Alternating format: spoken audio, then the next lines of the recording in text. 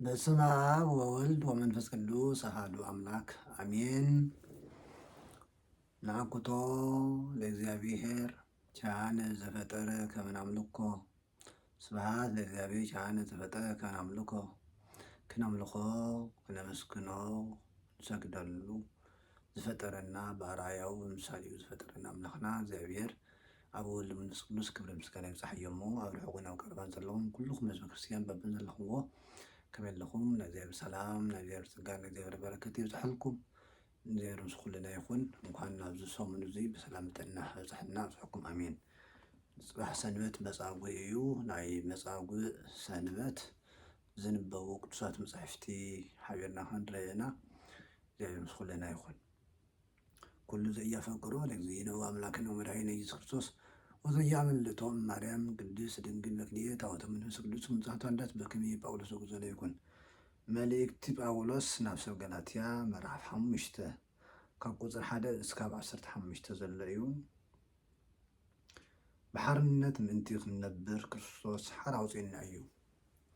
ብሓርነት ምእንቲ ክንነብር ክርስቶስ ሓር ኣውፂኡና እዩ። ስለዚ ጽንዑ፣ መሊስኩም በርዑት ባርነት ኣይትቋረኑ። ዋና ናይ መጻጉዕ ርእሲ እዚ እዩ። ደግምካ ኃጢአት ትስራሕ ብዝብል ናይ እግዚአብሔር ቃል ንስማማዕ ማለት እዩ። ደጊምኩም መሊስኩም በርዑት ባርነት ኣይትቆረኑ። በርዑት ባርነት ማለት ብኃጢአት ትተሓዙ፣ ብኃጢአት ትመላለሱ፣ ብኃጢአት ትንበር ማለት እዩ። ምክንያቱም ኩሉ ዘይግበራ ለኃጢአት ገብራ ውእቱ ለኃጢአት እቲ ኃጢአት ሰርሕ ንኃጢአት ባርያ እዩ። ወይ ድማ ንኃጢአት ባርያ ማለት ናይ ዲያብሎስ ባርያ እዩ ማለት እዩ። እቲ ዓለም ዝቃተል ዘሎ ናይ ሰይጣን ባርያ ስለ ዝኾነ እዩ እሞ ቅዱስ ጳውሎስ ምስቱ ናይ መጻጉዕ ዕለት መልእኽቲ ጥቕላል ሓሳቡ ደግምካ ኃጢአት ኣይትስራሕ ዝብል ስለ ዘሎ እቲ ናይ ጳውሎስ እውነይ መሊስኩም ብርዑት ባርነት ኣይትቋረኑ ዝብል ሓሳብ ዝስማማዕ እዩ። እነሆ ኣነ ጳውሎስ ነገረኩም ኣለኹ እንተተገረዝኩም ክርስቶስ ፈጺሞ ኣይጠቕመኩምን እዩ። ኩሉ እቲ ዝግረዝ ሰብ ከዓ ነቲ ሕጊ ብምልኡ ክፍጽሞ ግብኡ ከም ዝኾነ ደጊመ ምስክር ኣለኹ። ኣቶም ሕጊ ብምፍጻም ክትጸድቁ እትደልዩ ካብ ክርስቶስ ተፈሊኹም ኢኹም፣ ካብ ጸጋ ከዓ ወዲቕኩም ኢኹም። ንሕና ግና ብመንፈስ ብእምነት ክንጸድቕ ተስፋ ጌርና ነጽበ ኣለና። ኣብ ኢየሱስ ክርስቶስ ኮይንካ እታ ብፍቕሪ እትሰርሕ እምነት እምበር መግራዝ ኮነ ዘይምግራዝ ጥቕሚ የብልን እሞ ቅድም ጽቡቕ ትጎዩ ነርኩም ንሓቂ ከይትእዘዝዋ ደኣ መን ዓንቀፈኩም? እዛ ምሕባል እዚኣ ካብቲ ፀውዐኩም እግዚአብሔር ኣይመፀትን። ውሑድ ማይ ቢሑቕ ንኩሉ እቲ ቢሑቕ የብኩዕ እዩ። ካብዙይ ዝተፈለየ ካልእ ከም ዘይተሓስቡ ብጎይታ እተኣማምን እየ። እቲ ዘደናግረኩም ዘሎ ግና ዝኾነ ይኹን ፍርዱ ክቕበል እዩ። ኣሕዋተይ ኣነ ግርዘት የድሊ እዩ እናበልኩ ዘሰብኽ እንተኮይነ ደኣ ንምንታይ የሳጉጉን ያለው? እቲ ናይ መስቀል ቅንቅፋት ከዓ ምተወገደ ነይሩ። እቶም ዝህውኽኹም ሰባት እንተደልዮም ይሰለቡ። ኣሕዋተይ ንስኻትኩም ሓራ ክትኾኑ ኢኹም ዝፀዋዕኹም ግና ሓርነትኩም ንስጋ ምክንያት ኣይሃብ ግና ንስንሳትኩም ብፍቕሪ ከም ባሮት ኮኑ። ሕጊ ብምልኡ ኣብቲ ንብፃይካ ከም ንብስኻ ኣፍቅር ዝብል ትእዛዝ ተጠቕሊሉ ኣሎ እሞ በረከተ አብ ወፍተ ወልድ ወሃቱ መንፈስ ቅዱስ ዘወረደ በጽርሐ ጽዮን ቅዱስ ከማሁን የረድ ወይትመካም ላዕሌ ወላዕለ ኩልኩም አሜን። ካልኣይ መልእኽቲ ያዕቆብ እዩ። ንጽሕት ወክፍት ሪት ወስምርት መልእክቲ መንፈስ ቅዱስ መኣፈ ያዕቆብ ሐዋርያ በረከተ አምላኩ ይሃሉ ምስሌን ለዓለም ዓለም አሜን። መልእክቲ ያዕቆብ ምዕራፍ 5 ካብ ቁፅር 13 ኣብ ማእኸልኩም መከራ ዝቕበል እንተሃልዩ ንሱ ይጸሊ፣ ዝተሓጎሰ እንተሃልዩ ንሱ መዝሙር ምስጋና ይዘምር። ኣብ ማእኸልኩም ዝሓመመ እንተሃልዩ ንቀሳውስቲ ይጸውዕ፣ ንሳቶም ከዓ ብስም ጎይታ ኢየሱስ ክርስቶስ ዘይቲ እናቐብኡ ይጸልዩሉ። እታ ናይ እምነት ጸሎት ነቲ ሕሙም ክተሕውዮ እያ። ጎይታ እውን ከተስኦ እዩ። ሓጢአት ገይሩ እንተኮይኑ እውን ክሕደገሉ እዩ። እምበኣርከስ ምእንቲ ክትሓውዩ ንስንሳትኩም ሓጢአትኩም ተናዘዙ። ምእንቲ ንስንሳትኩም እውን ጸልዩ። ጸሎት ጻድቅ ሓይሊ ኣለዋ፣ ብዙሕ እውን ታሰልጥ እያ። ኤልያስ ከማና ሰብ እዩ። ዝናብ ከይዘንም ኣበርቲዑ ጸለየ 3 ዓመትን 6 ወርሕን ከዓ ኣብ ምድሪ ዝናብ ኣይዘነመን። ብድሕሪኡ እውን ዝናብ ክዘንም ጸለየ፣ ሰማይ ከዓ ዝናብ ሃበ፣ ምድሪ እውን ፍርኣ ሃበት። ኣቶም ኣሕዋተይ ሓደ ካባኻትኩም ካብ ሓቂ እንተረሓቐ ሓደ ከዓ እንተመለሶ እቲ ንሓጥእ ካብ መንገዲ ገይጋኡ ዝመልሶ ንነብሱ ድማ ካብ ሞት ከም ዘድሓና ብዙሕ ሓጢኣት እውን ክዕደገሉ ከም ዝገበረ ይፍለጥ። ወሃዊ የታፍቅሩ ዓለም ወይ ታልወስ ዓለም ዓለሙኒ ሃላፊ ፍትወቱኒ ሃላፊ ውእቱ። እዚ ናይ ያዕቆብ መልእክቲ ዋና ሓሳቡ ምስቲ ናይ ዕለቱ ታሪክ ዝኸይድ እንታይ እዩ? ኣብ ማእኸልኩም ዝብል እዩ። ቁጥሪ 14 ዘሎ እዩ። ኣብ ማእኸልኩም ዝሓመመ እንተሃልዩ ንካህናት ይፀዋዕ እዮም። እዚ እቲ መልእክቲ። ምክንያቱ ካህናት ናይ ጎይታ ስራሕ ክሰርሑ ተኣዚዞም እዩ፣ ስልጣን ሂቦም እዩ። ድውያን ክፈውሱ፣ ለምጻማት ከንጽሁ፣ ኣጋንንት ከውጽኡ፣ ሓሞም ከሕወዩ ንካህናት ስልጣን ስለተዋሃቦም ኣብ ማቴዎስ ወንጌል ምዕራፍ 10 ዘሎ ማለት እዩ። በዚ ምክንያት ሐዋርያት እውን ቅብዓ ቅዱስ ነቐብኡ የሕውዩ ስለዝነበሩ እሞ ቅዱስ ያዕቆብ ንካህናት ፀዊዑ ጸልዩ ይበሎም። ምስ በለ እቶም ካህናት ምስ ጸለይሉ ከዓ ንሳቶም ከዓ ብስም ጎይታ ኢየሱስ ክርስቶስ ዘይቲ እናቐብኡ ይጸልዩሉ። ዘይቲ ማለት ቅብዓ ቅዱስ ማለት እዩ። እታ ናይ እምነት ጸሎት ነቲ ሕሙም ክተሕውዮ እያ ይብል ኣሎ። እቶም ካህናት ጸለይዎ ጸሎት ንሕሙም ከሕውዮ እዩ። እዚ ኣብ ቤተክርስትያንና ዝተፈለጠ እዩ። ጎይታ እውን ከተስኦ እዩ። ጎይታ እውን ያው ምሕዋይ ብካህናት ሓዲሩ ብቅብዓ ቅዱስ ገይሩ ዘተስኦ እግዚኣብሔር እዩ። ሓጢኣት ገይሩ እንተኮይኑ እውን ክሕደገሉ እዩ ይብል ኣሎ። ሓጢኣት ተገይሩ ክልተ ዓይነት ፈውሲ ይረክበሉ ማለት እዩ። ናይ ነብስን ናይ ስጋን ፈውሲ ማለት እዩ። እሞ ቀፂሉ እንታይ ኣሎ? ነቲ ሕውየት ከዓ እምበኣርክስ ምእንቲ ክትሓውዩ ንስንሳትኩም ሓጢኣትኩም ተናዘዙ። ምእንቲ ንስንሳትኩም እውን ጸልዩ። ሓጢኣትኩም ተናዘዙ ማለት እንተ ሓደ ይቅርታ ይበሎ ማለት እዩ። ዝበደለ ይቅርታ ይጠይቕ፣ በዲለካ ይቅርታ ይበሎ ማለት እዩ። ተናዘዙ ምትእምማን ሓጢኣትካ ምእማን ማለት እዩ። እዚ እዩ መልእኽቱ ናይ ዕለቱ ማለት እዩ። ቀፂሉ ግብረ ሐዋርያት እዩ። ነቅንጹ ዘእማን ቅደሁ ገንዘቡ ተዘይናገሮም ሐዋርያት በረከት ኣምላኩም ይሃሉ ምስሌነ ለዓለመ ዓለም አሜን። ግብረ ሐዋርያት ምዕራፍ 3 እዩ። ብስም ኢየሱስ ዝሓወየ መጻጉዕ ይብለና። እነሆ ድማ ጴጥሮስን ዮሃንስን ግብረ ሐዋርያት ምዕራፍ 3 እነሆ ድማ ጴጥሮስን ዮሃንስን ብታሽዐይቲ ሰዓት ብግዜ ጸሎት ናብ ቤተ መቅደስ ይድይቡ ነበሩ። ካብ ዝውለድ ጀሚሩ መጻጉዕ ዝኾነ ሓደ ሰብኣይ ነበረ። ካብቶም ናብ ቤተ መቅደስ ዝኣትዉ ምጽዋት ምእንቲ ክልምን ከዓ ጾይሮም ዕለት ዕለት ኣብታ ጽብቕቲ እትበሃል ኣፍ ደገ ቤተ መቅደስ የቐምጥዎ ነበሩ። ንሱ ድማ ጴጥሮስን ዮሃንስን ናብ ቤተ መቅደስ ክኣትዉ እንተለዉ ምስ ረኣዮም ክምጽውትሉ ለመኖም። ጴጥሮስ ምስ ዮሃንስ ኮይኑ ናብኡ ኣተኲሩ እናጠመተ ናባና ጠምት በሎ። ንሱ ከዓ ካብኣቶም ምጽዋት ዝረክብ መሲልዎ ኣተኲሩ ጠመቶም። ጴጥሮስ ድማ ወርቅን ብሩርን የብለይን፣ እቲ ዘለኒ ግና ክህበካ እየ። ብስም ናይ ናዝሬት ኢየሱስ ክርስቶስ ተስእ እሞ ተመላለስ በሎ። ብየማነይቲ ኢዱ ሒዙ እውን ኣተስኦ። ሽዑ ንሽዑ ኣእጋሩን ኣከዓካሪቶኡን ጸንዐ። ብድድ ኢሉ ከዓ ደው በለ እሞ ክመላለስ ጀመረ። እናተመላለሰን እናዘለለን ንእግዚኣብሔር እውን እናመስገነን ምስኣቶም ናብ ቤተ መቅደስ ኣተወ። ኩሎም እቶም ህዝቢ ድማ ብእግሩ እናኸደን ንእግዚኣብሔር እናመስገነን ረኣይዎ። ንሱ እቲ ኣብታ ጽብቕቲ እትበሃል ኣፍ ደገ ቤተ መቅደስ ተቐሚጡ ምጽዋት ዝልምን ዝነበረ ምዃኑ ምስ ኣለለይዎ። በቲ ኣብ ልዕሊኡ ዝተገብረ ተኣምር ተደነቁን ተገረሙን። መልአ ወዓበየ ቃለ እግዚአብሔር በዛ ወተወሰከ ውስተ ቤተ ክርስቲያን ቅድስት ወበዙ ህዝብ ለአምኑ በእግዚእነ ኢየሱስ ክርስቶስ ንዘለቱ ስብሐት ለዓለመ ዓለም አሜን። ሰማዕናዊ ረብና ኣሕድረና። እዚ መጻጉዕ ማለት ሕሙም ማለት ይልና ኣለና። ስለዚ ኣብቲ ጽራሕ ሰንበት ወይ ደግሞ ኣብቲ ሓምሻይ ሰንበት መጻጉዕ ኣብቲ መጻጉዕ ዝብል መልእኽቲ ዘርእየና ዘሎ ሕሙም ከም ዝደሓነ እዩ። ሕሙም ከም ዝደሓነ ካብ ዝውልድ ጀሚሩ መጻጉዕ ሕሙም ወይ ደግሞ ክንቀሳቀስ ዘይኽእል ብሰብ ዝንቀሳቀስ ከም ዝነበረ እሞ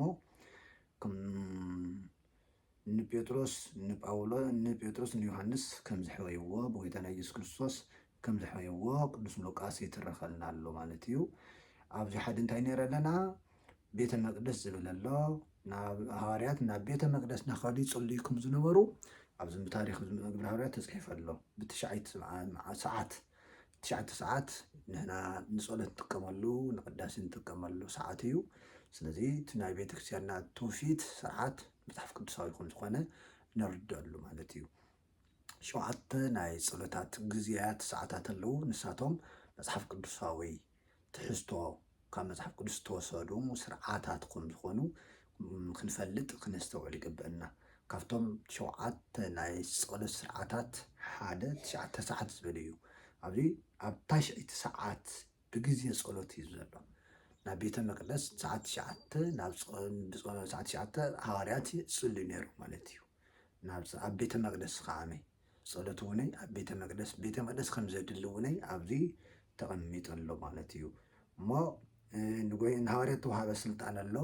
ኣነ ዝገበርክዎ ክትገብሩ ኢኹም ዝብል ንሃዋርያት ስለተዋህቦም ጎይታና ሕማት ይሕዉ ከም ዝነበረ ናይ ጎይታ ተኸተልቲ ሃዋርያት እውነይ ብስም ጎይታና ኢየሱስ ክርስቶስ ኣጋንንት የውፅኡ ድውያን ይፍወሱ ከም ዝነበሩ እዚ ታሪክ እዚ የነገረና ማለት እዩ። ካሊእ ናይ ዕለቱ መዝሙር ኣሎ። ናይ ዕለቱ መዝሙር 40 ዘሎ እዩ። ኣብ መዝሙር 40 ብዛዕባ ናይ መጻውዕ ዝተጠቐሰ ማለት እዩ። ቤተክርስትያንና ንሕድሕዱ ናይ ዕለቱ ጠቕሲ ምስቲ ታሪኹ ኣዋሂዳ ኣስማሚዓ ስለትመግበና እዩ።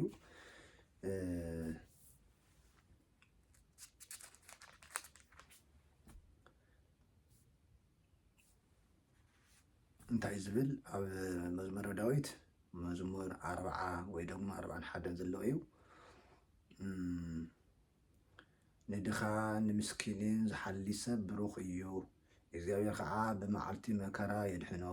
እግዚኣብሔር ክሕልዎን ሕያውን ክገብሮን እዩ፣ ንሱ ኣብ ልዕሊ ምድሪ ከም ዝምስገን ይገብሮ ይብል። ቀፂሉ ናብ ኢድ ጸላእቱ እውን ኣሕሊፉ ኣይህቦን። እግዚኣብሔር ኣብ ዓራት ሕማሙ እንተሎ ይረድኦ። እቲ ናይ ዕለቱ ታሪክ እዚ እዩ። እግዚኣብሔር ኣብ ዓራት ሕማሙ እንተሎ ይረድኦ፣ ኣብ ግዜ ሕማሙ ንኩሉ መደቀሲኡ የንጽፈሉ።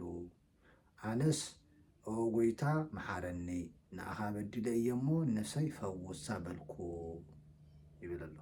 እቲ መጽሓፍ ቅዱሳዊ ዝኾነ መልእኽቱ እንታይ ዝብል እዩ?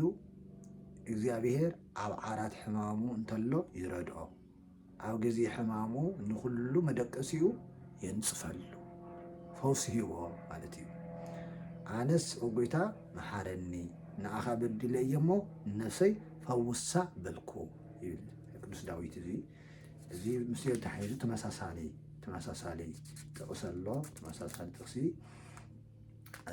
ኣብ መዝሙረ ዳዊት መዝሙር 6 ዘሎ መዝሙረ ዳዊት መዝሙር 6 ኦ ጎይታ ብቁጣዕኻ ኣይትቕሰፈኒ፣ ብመዓትካ እውን ኣይትገስጸኒ። ኦ ጎይታ ድውይ እየ እሞ መሓረኒ፣ ኣዕጽምተይ ተሃዊኸን እየን እሞ ፈውሰኒ።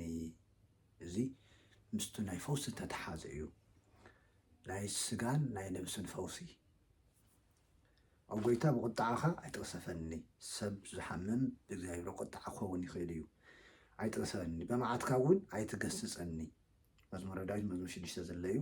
ኣብ ጎይታ ድውይ እየ እሞ መሓረኒ። ብሓጢኣት ድውይ ኮይነ ኣለኹ። ኣእምሮኻ ይደውይ፣ ሓሳብካ ይደውይ፣ ኣካላትካ ይደውይ። ስለዚ እዚ እናክንጽልይ ኣለና። እዚ ኦ ጎይታ ድውይ እየ ተሳሃለኒ እግዚኦስ ንድውይ ኣነ። ኦ ጎይታ ድውይ እየ እሞ መሓረኒ፣ ኣዕጽምተይ ተሃዊኸን እየን እሞ ፈውሰኒ። ነፍሰይ እውን የመና ተሃዊኻ እያ እናበለ ቅዱስ ዳዊት ዝጸለዮ ኣብዚ ዕለት እዚ ይጥቀስ ማለት እዩ። ቀፂሉ ናይ ዕለቱ ወንጌል እዩ። ናይ ዕለቱ ወንጌል ኣብ ዮሃንስ ወንጌል ምዕራፍ 5 ዘሎ እዩ። ናይ ዕለቱ ወንጌል ናብ ዮሃንስ ወንጌል ምዕራፍ 5 ተቐሚጡ ኣሎ። ኢየሱስ 38 ዓመት ዝሓመመ ሰብ ከም ዘሕወየ ዝብል እዩ። ድሕሪ እዚ ድማ በዓል ዮሃንስ ወንጌል ምዕራፍ 5 ድሕሪ እዚ ድማ በዓል ኣይሁድ ኮነ። ኢየሱስ እውን ናብ ኢየሩሳሌም ደየበ። ኣብ ኢየሩሳሌም ኣብ ጥቓ ኣፍ ደገ ኣባጊዕ ከዓ ብዕብራይስጢ ቤተሳይዳ ዝበሃል 5 መመላለሲ ገበላ ዘለዎ ቃላይ ነበረ። ኣብኡ ናይቲ ማይ ምንዋፅ ዝፅበዩ ብዙሓት ሕሙማትን ዕውራትን ሓንካሳትን መፃጉዓትን ይድቅሱ ነበሩ። ፀኒሑ መልአክ እግዚአብሔር ናብቲ ቃላይ ወሪዱ ነቲ ማይ የናውፆ ነበረ። እቲ ቀዲሙ ወሪዱ ኣብቲ ዝተናወፀ ማይ ዝኣተወ ካብ ኩሉ ዘለዎ ሕማም ይሓዊ ነበረ። ካብ ዝሓምም 38 ዓመት ዝገበረ ሓደ ሰብ ኣብኡ ነበረ። ኢየሱስ ድማ ንዕኡ ኣብ ዓራቱ ደቂሱ ምስ ረኣዮ ነዊሕ እዋን ምሕማሙ ፈሊጡ ክትሓዊ ዶ ትደሊ ኢኻ በሎ። እቲ ሕሙም ከዓ ጎይታይ እቲ ማይ ምስ ተናወፀ ናብቲ ቃላይ ዘውርደኒ ሰብ የለን፣ ኣነ ክሳዕ ዝኸይድ ድማ ካልእ ቀዲሙኒ ይወርድ ኢሉ መለሰሉ። ኢየሱስ ድማ ተስእ ዓራትካ ተሸኪምካ ኺድ በሎ። እቲ ሰብኣይ ከዓ ሽዑ ንሽዑ ሓወየ፣ ዓራቱ ተሸኪሙ እውን ኸደ። እታ መዓልቲ እቲኣ ድማ ሰንበት ነበረት። ስለዚ እውን ኣይሁድ ነቲ ዝሓወየ ሰብኣይ ሎሚ ሰንበት ስለ ዝኾነ ዓራትካ ክትሽከም ኣይፍቀደልካን እዩ በልዎ። ንሱ ግና እቲ ዝሓወየኒ እዩ ዓራትካ ተሸኪምካ ኺድ ዝበለኒ ኢሉ መለሰሎም። ንሳቶም ከዓ እቲ ዓራትካ ተሸኪምካ ኺድ ዝበለካ ሰብ መን እዩ ኢሎም ጠየቅዎ። ኢየሱስ ኣብ ማእኸል እቶም ኣብኡ ዝነበሩ ብዙሓት ሰባት ሓዊሱ ነበረ እሞ እቲ ዝሓወየ ሰብኣይ መን ከም ዝሓወዮ ኣይፈለጠን። ብድሕሪ እዚ ኢየሱስ ኣብ ቤተ መቅደስ እናመሃረ እንተሎ ነቲ ዝሓወየ ሰብኣይ ረኸቦ እሞ ንሓዊኻ ኣለኻ ካብዚ ዝገደደ ይረኸበካ ደጊም ሓጢኣት ኣይትግበር በሎ። እቲ ሰብኣይ ከዓ ኸይዱ እቲ ዝሓወዮ ኢየሱስ ከም ዝኾነ ንኣይሁድ ነገሮም። ውድ እግዚኣብሔር ኢየሱስ ክርስቶስ ዝኣመነ ናይ ዘላለም ሕይወት ኣለዎ። ኣሜን። ንሰማዕናዮ ኣብ ልቡና ይሕድረና። ንዓብ ቃል ቅዱስ ወንጌል ኣብዚ መጻጉዕ እዚ ንሪኦ እቲ ታሪክ ዓብይ ታሪክ እዩ፣ ሰፊሕ ታሪክ እዩ። ኣብዚ እንታይ ንርኢ ኣለና? ሓደ ፀበል ወይ ደሞ ማጨሎት ዝበሃል ብዓድና ማይ ፀሎት ማለት እዩ። ማጨሎት ንብሎ ማይ ፀሎት ማለት እዩ። ማይ ፀሎት ካብ ብሉይ ኪዳን ጀሚሩ ከም ዝነበረ ካብ ቀደም ጀሚሩ ከም ዝነበረ ንርኢ ኣለና። ኣብዚ ማይ ጨሎት ዘለዎ ከዓ ማይ ሕሙማት ዝዓርፈሉ ዝድቅስሉ መመላለሲ ገበላ ከም ዝነበረ፣ ገበላ ማለት መዕረፊ መፅለሊ ማለት እዩ ከም ዝነበረ ይነገረና ኣሎ። ኢየሱስ ክርስቶስ ኣብዞም ከምዚ ተኣኪቦም ዘለዉ ኸይዲ እዩ እናምሃረ ክምህር ኸይዱ በዓል እዩ በዓል ኣይሁድ ኮነ ይብለና ኣሎ። ኣብ ኢየሩሳሌም ደየብ ይብለና ኣሎ። ኣብቱ ገበላ እዮም እምበር ብዙሓት ናይቲ ማይ ምንዋፅ ዝፅበዩ ብዙሓት ማለት ቁፅሪ የብሉ ማለት እዩ። ብጣዕሚ ዝገርም እዩ። ብዙሓት ሕሙማትን ዕውራትን ሓንካሳትን ሕሙማት እዮም፣ ግን ዕውራት እኒሄው፣ ሓንካሳት እኒሄው፣ መፃጉዓት እኒሄው እሞ እዚኣቶም ኣብ ማጨሎት እዮም እኒሄው። ስለዚ ሕብረተሰብና ኣብ ማጨሎት ምንቃስ ኣብ ኢድ እግዚኣብሔር ምውዳቕ ማለት እዩ። ፀበል ናብ ዘለዎ ማጨሎት ናብ ዘለዎ ከይድካ ምዕራፍ ኣብኡ ምፅናሕ ደጊ ምፅናዕ ኣብኡ ፀሎት ምግባር እግዚኣብሔር ክፍውሰካ ኣብ ኢድ እግዚኣብሔር ምውዳቕ በረኸት እዩ፣ ካብ ቀደም ጀሚሩ ማለት እዩ። ስለዚ ሕማማት ኣሎ፣ ሕማም ኣሎ፣ ሓጢኣት ኣሎ፣ ብዙሕ መከራ ኣሎ፣ ብዙሕ ፈተና ኣሎ። ካብዚ ንምንፃሕ ፀበል ከም ዘድሊ ኣብ መፅሓፍ ቅዱስ ተቐሚጡ ኣሎ ማለት እዩ። እቲ ፀበል ከዓመይ ብመልኣኽ ከም ዝባረኽ ፀኒሑ መልኣኽ እግዚኣብሔር ናብቲ ቃላይ ወሪዱ ነቲ ማይ የናውፆ ነበረ ይብለና ኣሎ። ፀኒሑ ማለት በብሰሙኑ ማለት እዩ። ቀዳም ኩሉ ግዜ መልኣክ እግዚአብሔር እናወረደ ነቲ ፀበል ይባርኮ እሞ እቲ መልኣኽ ምስ ባረኾ እቲ ማይ ፀሎት ይናወፅ ድምፂ የስምዕ እሞ ቀልጢፉ ዝኣተወ ሓደ እዩ ዝሓዊ። ዝገርም እዩ።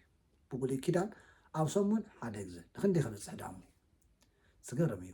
ናይ ብሉይ ኪዳን ናይ ፈውሲ ፀጋ ሓፂር ከም ዝነበረ ካሊእ ዘድሊ ፈውሲ የድልዮም ከም ዝነበረ የመላኽተና። ኣብ ሰሙን ሓንቲ ግዜ እታ ነፍሲ ፈውሲ መዓልቲ እሞ ከዓመይ ዝፍወስ ሓደ ሰብ እዩ።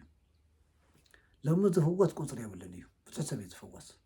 ሻዑ ናይ ፀልማት ናይ ፍዳ ናይ መርገም ዘመን ስለ ዝነበረ ምህረት ዝሓፀሮ ዓመተ ፍዳ ዓመተ ኩነኔ ስለ ዝነበረ ሎሚ ዓመተ ምህረት ዝበሃል እግዚኣብሔር ናይ ምህረት ኢዱ ዝዘርግሐሉ እዩ። ብማይ ፀሎት ዘይኮነስ ብባዕሉ ሂወት ኮይኑ ዝመፀሉ እግዚኣብሔር ምህረት ኮይኑ ዝመፀሉ ዘመን ስለ ዝኾነ ሎሚ ናይ እግዚኣብሔር ምህረት ገደብ የብሉን ወሰን የብሉን። ኣብኡ ግን ዓብሶምን ሓንቲ ግዜ እያ ታማይ ፀሎት ትናወፅ ትመላኽ ወሪዱ ዝባርከላ ዝሓወይ ሓደ ሰብ እዩ ንዚኡ 38 ዓመት ዝተፀበየ ትመፃጉዕ ዓብዪ ፅንዓት እዩ ንኣና ትመቶ ኮነና እዮም ንሽኩላት ሰባት ተስፋ ንቆርፅ ሰባት ፀሎተይ ተሰምዐን የልና ካብ ቤተክርስትያን ንርሕቕ ካብ ማይ ፀሎት ንርሕቕ ሓሳባትና ንልወጥ ካብ እምነት ንርሕቕ ካብ እግዚኣብሔር ንርሕቕ ሰባት እዚ ንኣና ትምህርቲ ይኮነና ሰብ የብለይን ኢሉ ካብ ቤተ ፀሎት ካብ ማይ ፀሎት ኣይረሓቐን ሓንቲ መዓልቲ ክድሕን እየ ናበለ ብተስፋ 38 ዓመት ኣብ ሓደ ቦታ ዝተሓስቡ እስቲ እሞ ብድሕሪኡ ናመፀ ዝመፀት ሓፂቡ ናኸደት ተፈዊሱ ናኸደ እናረኣየ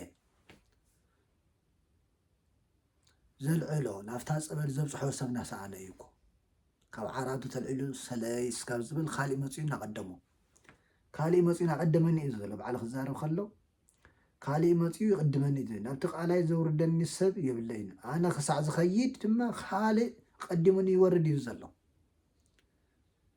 ከይሞከረ ቀሪ ይኮነ ብዙ መዓልቲ ሞኪረ እዩ ክጥመቕ ክፅበል ግን ካሊእ እናመፀ እናቐደሞ እሞ ን38 ዓመት ኣብ ሓደ ቦታ እሞ ሓሚምካ እሞ ሰብ ዘይብልኻ ረዳኢ ዘይብሉ ሓጋዚ ደጋፊ ዘይብሉ እዚ ንኣና ትምህርቲ ክኾነና ይግባእ ሰብ የብልና ሌልና ካብ ቤተ እግዚኣብሔር ንርሕቕ ካብ እግዚኣብሔር ፀጋ ንርሕቕ ካብ ማይ ፀሎት ንርሕቕ ሰባት ካብ ቅዱስ ቁርባን ንርሕቕ ሰባት ካብ እግዚኣብሔር ፍቅሪ ንርሕቕ ሰባት ሽኩላት ንዝኾና ሰባት እዚ ንኣና ተኣምር ኮነና ትምህርቲ ኮነና ኣብነት ኮነና ይግባእ ማለት እዩ ኣብዚ እንታይ ንርኢ ኣለና ፀበል የድሊ ከም ዝኹን ተርእና ኣለና ኣብቲ ፀበል ከዓማይ መልኣክ እግዚኣብሔር ወሪዱ ነቲ ፀበል ከም ዝባርኾ ርኢና ኣለና ቀፂሉ እንታይ ኢና ንርኢ ዘለና ጎይታና ኢየሱስ ክርስቶስ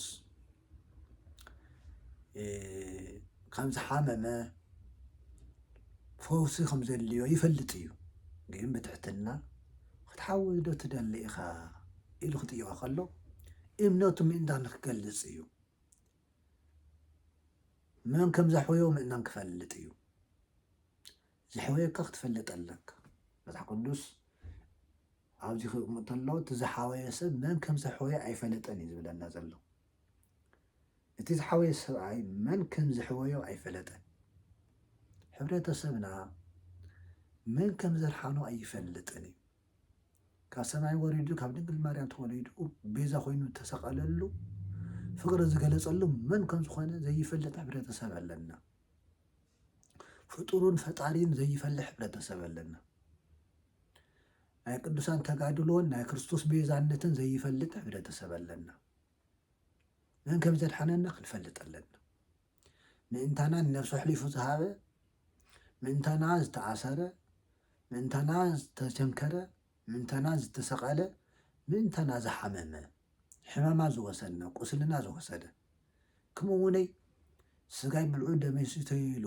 ቃል ኪዳን ዝኣተወልና መን ከም ዝኾነ ክንፈልጥ ኣለና ፈሊጥና ተረዲእና ፍቅሩ ተረዲእና ናብኡ ክንቀርብ ክንስዕብ ኣለና ክንመስሉ ኣለና ማለት እዩ ኣብዚ ንርኢ እንታይ እዩ እግዚኣብሔር ብፀበል እውን የድሕን እዩ ብዘይፀበል እውን የድሕን እዩ ማለት እዩ ኣብዚ ንክርስቶስ ፀበል የድልዮን ማይ ፀሎት የድልዮን ባዕሉ ምሕረት እንድዩ ስለዚ ናይ እግዚኣብሔር ቃል ምሕረት ከም ዝኾነ ፈውሲ ከም ዝኾነ ኣብዚ ንርዳእ ዓራታትካ ተሸኪምካ ክኸይድ ኢልዎ ድሒኑ ደቂቃ ይወሰደሉን ደቂቃ ኢየሱስ ድማ ተስእ ዓራትካ ተሸኪምካ ክኸይድ በሎ ዝገርም እዩ 38 ዓመት ዘይንቀሳቀስ ሰብኣይ 38 ዓመት ዘይንቀሳቀስ ሰብኣይ ዓራት ክሽከም ዘይኮነስ ናብ ፀበል ክወርድ ዘይኽእል ሰብኣይ ኢየሱስ ክርስቶስ ብሓንቲ ቃል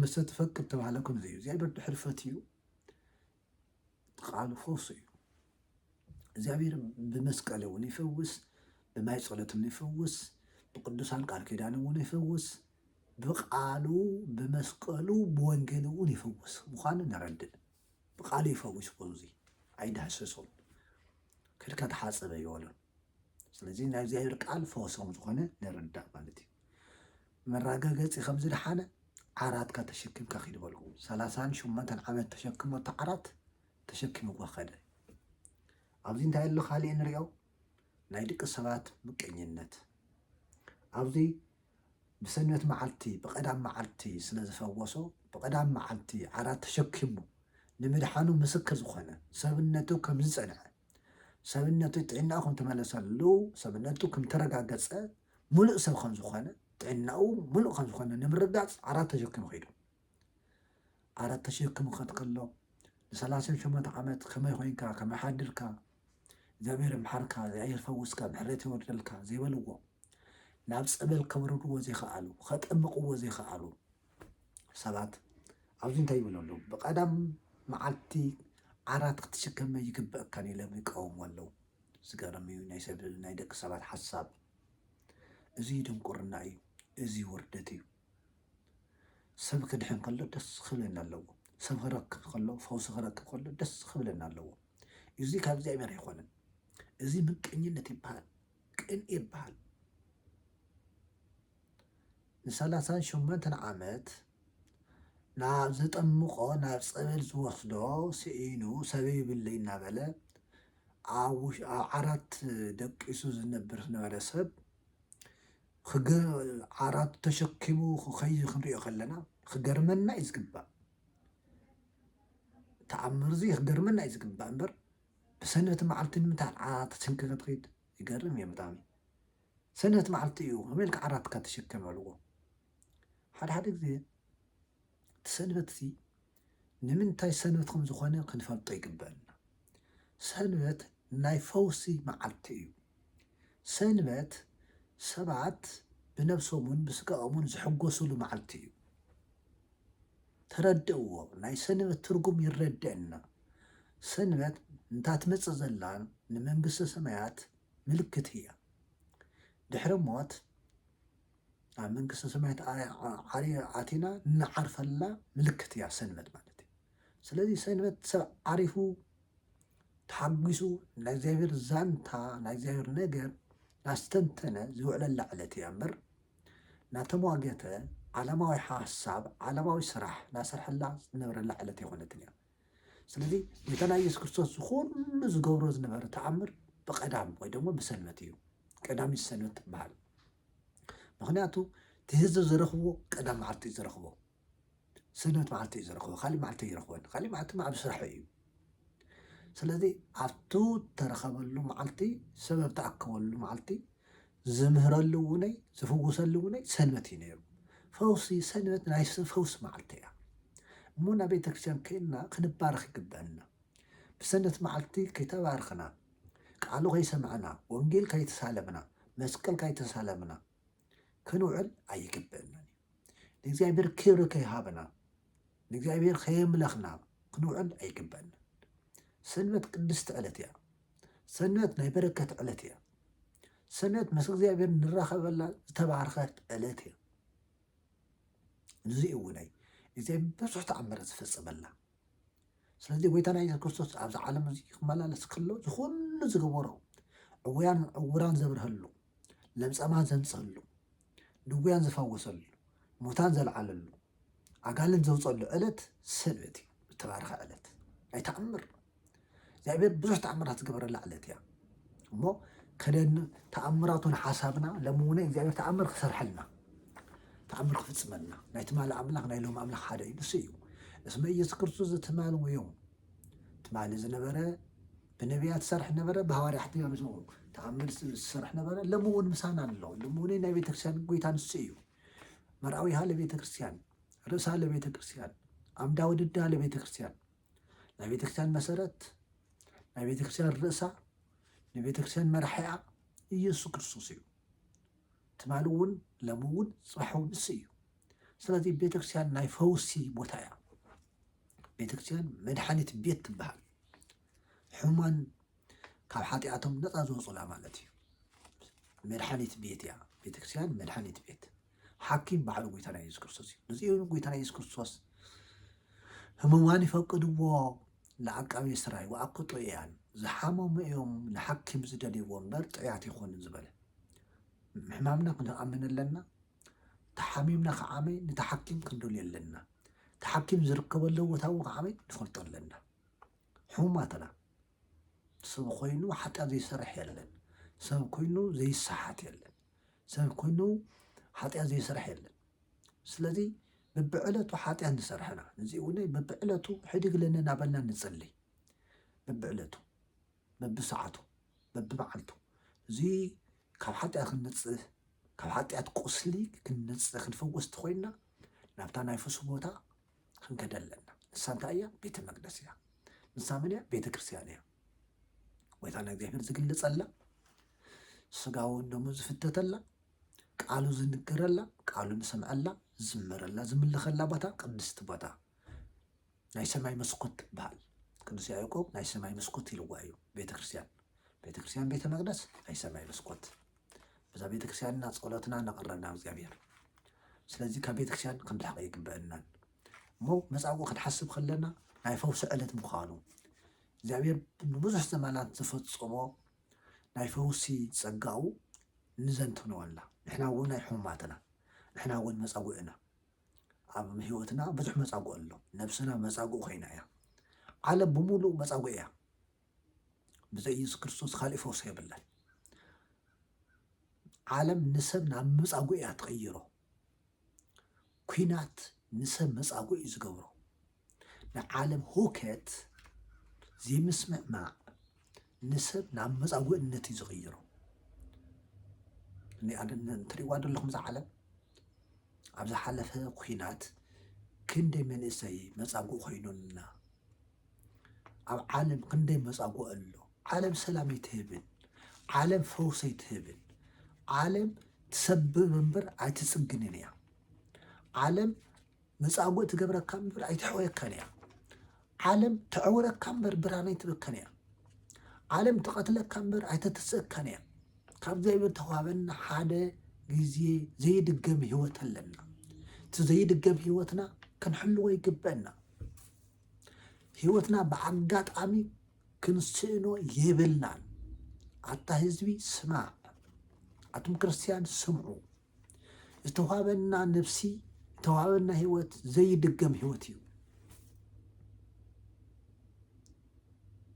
ክንነብረሉ ተዋሃበ ህይወት ኣለና ስለዚ ኣብ ርሑቕን ኣብ ቀረባን ዘለኹም ብተኸኣለ መጠን ህይወትኩም ናይ እግዚኣብሔር ውህብቶ እዩ እሞ እግዚኣብሔር ስጋብ ዝፀውዐኩም ካብቲ ኣብ ዓለም ዘሎ መቕሰፍቲ ካብቲ ኣብ ዓለም ዘሎ መዓት ርእስኹም ክተምልጡ ርእስኹም ክትሕልው ይግበአኩም ዓለም መጻጉዕ ትገብረካ ካብኡ ኣይትርእየካን እያ ዓለም ተዕውረካ ካብኡ ከመ ኮይኑ ይትብለካን እያ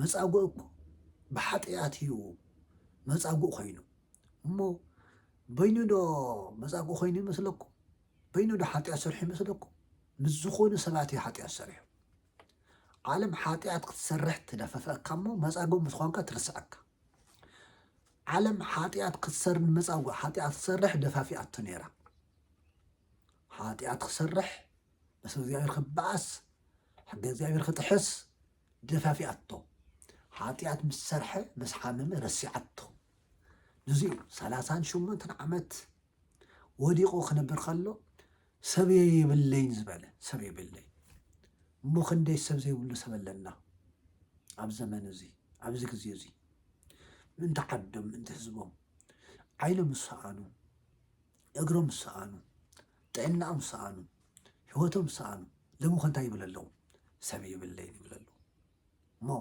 ከምዚ ዓይነት ከይድገም ካብቲ ዝሓለፈ ክንመሃር ይግበአና ዓለም መጻጉዕ እያ ትገብረካ ናብ መጻጉዕነት ትቕይረካ እግርኻ ተስእነካ ኢድካ ተስእነካ ዓይንኻ ተስእነካ ጥዕናኻ ተስእነካ ንህይወትካ ተስእነካ ብድሕሪኡ ትርስዐካ እሞ ካብ ዘይንምሃርን ዓለም እሞ ዘይደርበቶ መን ኣሎ ዓለም ዘይረስዐቶ መን ኣሎ ዓለም ዘይነዓቐቶ ትወዲቕካ ወዲቕካ ኢኻ ዓለም ስጋብ ትስበር እያ ትፃወተልካ ትጥቀመልካ ንስልጣና ንባዕላ ንጥቕማ ንዓላማኣ ዓለም ትጥቀመልካ ካብኡ ዘይትሰርሕ ተኮይንካ